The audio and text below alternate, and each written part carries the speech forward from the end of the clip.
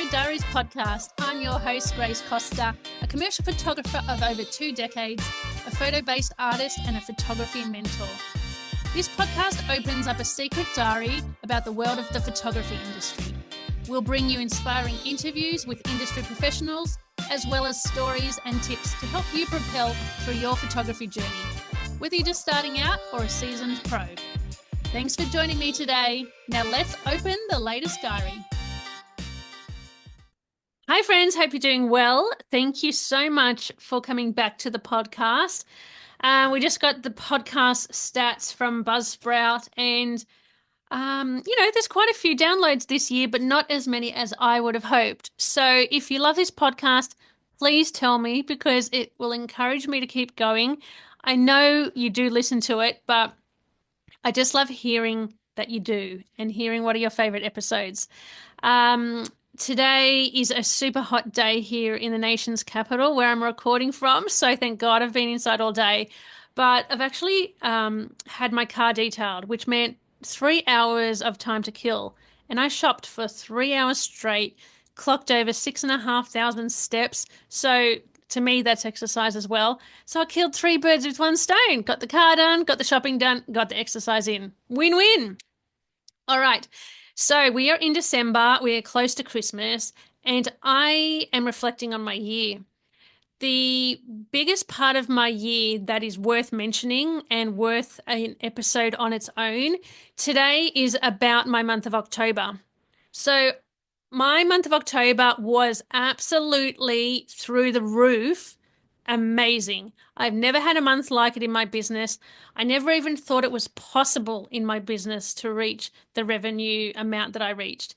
I saw the bookkeeping report from my bookkeeper. She was super excited, capital letters, multiple exclamation marks saying, "Oh my God, Grace, this was amazing." And I said, "Oh, yes, I know." And it just felt so rewarding to reach a whole new revenue ceiling. And I want to share it with you today of how I came about tripling my average monthly revenue for the month of October. So, all right, what did it look like? Well, I tripled it financially, which meant that I tripled the amount of clients I served as well, which felt completely busy. It felt so hectic. I was always behind the camera. And if I wasn't behind the camera, I was at my desk just getting shit done. It was busy. There was no time for long lunches. There was no time for anything at all. So it was getting focused and getting this business, it was getting focused and getting through every single task because it was just super jam-packed. So it meant that my to-do list for the month of October was so big because I was constantly on photo shoots throughout the week. And then when I wasn't on a shoot, I was at the office editing. And when I couldn't finish my editing, I was actually taking the post-production and editing into the evenings, which I don't do. That's my boundary with my work, is I don't edit after hours because I have a small child. And when my husband gets home and I pick up my baby from daycare, I don't want to be going back to work. It's just, I'm in family mode. So I had to sacrifice that for the month of October. There was evening edits a lot of the time, and that's the honest truth. So there was some loosening of the reins in that respect. Yeah, I haven't outsourced my editing yet, so I'm still doing everything myself, and events take ages to edit, even though I'm really fast. When, it's a long shoot and you're there more hours, it means more photos to get through. So that's why I was editing at night. And the to-do list actually was just crazy because I remember some weeks in October, it was like 7 shoots on backlog to get through, like to edit, and as well as all my other admin tasks. While I was trying to get through my editing schedule, turn up to shoots, send out invoices, I was also getting quite a high number of new leads coming through my inbox each day. And although that was really amazing and it was just unbelievable how many new leads were coming in, I remember even saying to my husband, I don't know what's happening here, but it is hectic in my inbox. There are just so many people wanting photography this month. So because of that, it meant that I was doing manually creating quotes, in my spare time, and I was doing all the invoicing myself. I do have a bookkeeper, but she doesn't do my invoicing. So that meant I was constantly writing quotes. I was constantly sending out invoices for the work that I was doing. I was still editing and I was still turning up to photo shoots. So it was just a crazy, crazy time. And because my workflow means I deliver my imagery pretty much, within a day or two, especially events, that meant that the backlog was just building up because it was event after event and then it was edit after edit. So lucky I was organized in that fashion, and I was organized with my Lightroom catalogs. I was organized with my diary, with my clients. I was organized with my accounting stuff as well, my bookkeeping stuff. I was keeping track. Nobody got an invoice late. They were always, because I love to get paid, basically. So I never delay sending out the invoice, trust me. But I was, to be honest, delaying sending out the contracts. Some of the contracts for the shoots booked were being delivered late. And by late, I mean the day of the shoot or even after the shoot. I would send I would send a contract saying, "Oh, would you mind please filling this out?" Like signing it. So that was me dropping the ball. It was because there was just so much to do, and I'm just one person. I do have support in my business I have an online business manager and a VA, but they don't do photography related tasks. They don't do business related tasks. They're more in the back end doing my newsletters and helping me with designs and opt-ins and all those sorts of things. So they weren't helping me in my busy month. So what did it look like as far as tripling my clients? Let's talk about the main factors that contributed to this happening. So, about 60% of the new clients came through Google, and about 40% or a mix of 40% was from referrals, word of mouth, and events. And knowing this helps me understand how to actually double down on things next year for my marketing activities, knowing that Google is sending me such a high quantity of new leads without me, doing paid ads. That means I need to give some more love to Google and keep showing up there. Also, referrals, that is a huge factor. And for me, networking is really important for my business. I am a social person. I am an extrovert, like 97% extrovert. So it is easy for me to network, to be around people, to talk about my business, to share, to invite people for photos, all that sort of thing comes easy to me. And I do understand it's not easy for everybody else. So you should find a way to do networking that suits you. And if you prefer not to talk to somebody face to face, but like say talking to somebody in the DMs works for you, then double down on that, because people actually want to help you out with referrals. They get asked all the time. They're talking to business people on a regular basis. So when their friend is saying, "Oh, do you know anyone who does, branding shoots or, corporate events? Who couldn't I go to?" And they know you and they're going to put your name forward, then that pays off. That pays off over and over. So, with these referrals, at the time, I wrote or spoke or texted people who had referred me and to, personally thank them, because every referral makes a difference in my business. Every referral is money in the bank. And I love money in the bank. So, that's that one tied up.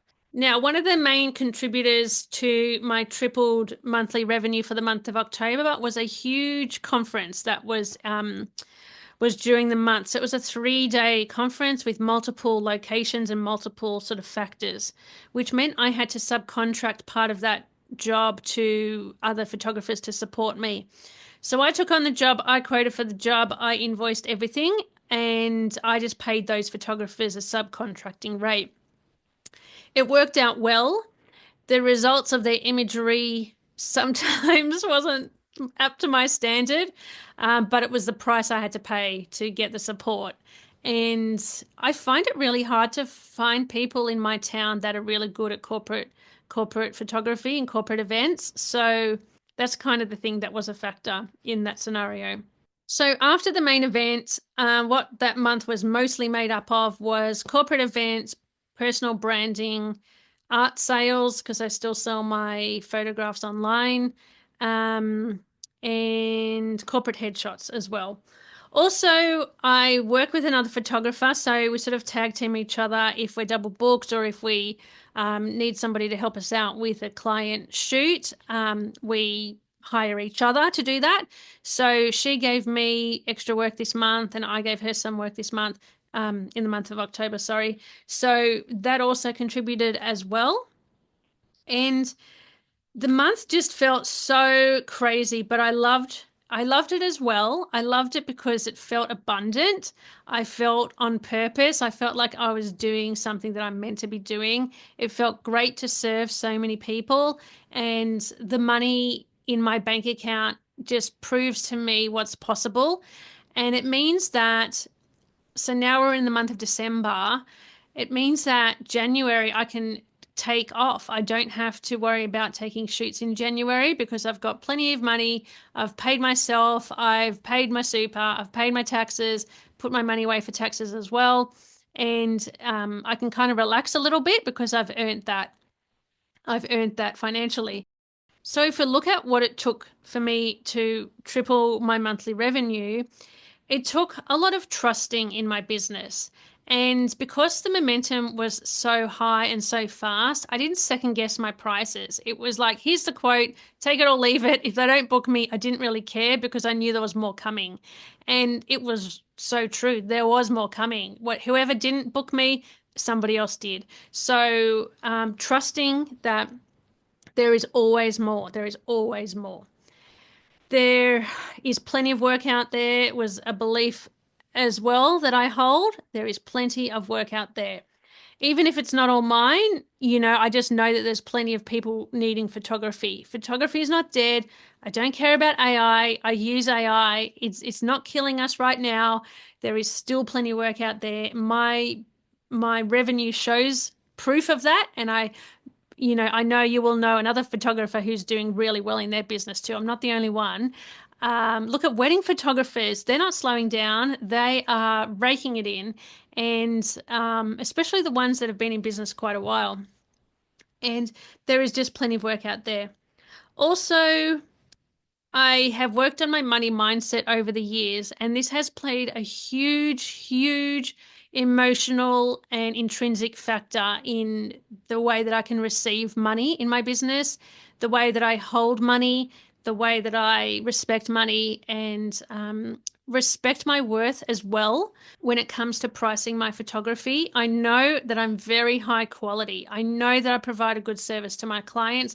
I know that I attract referrals, and I know that people respect what I do. So, trusting that, working on my money mindset, knowing that I value photography, I'm willing to pay thousands of dollars for photography. Therefore, I know other people will too.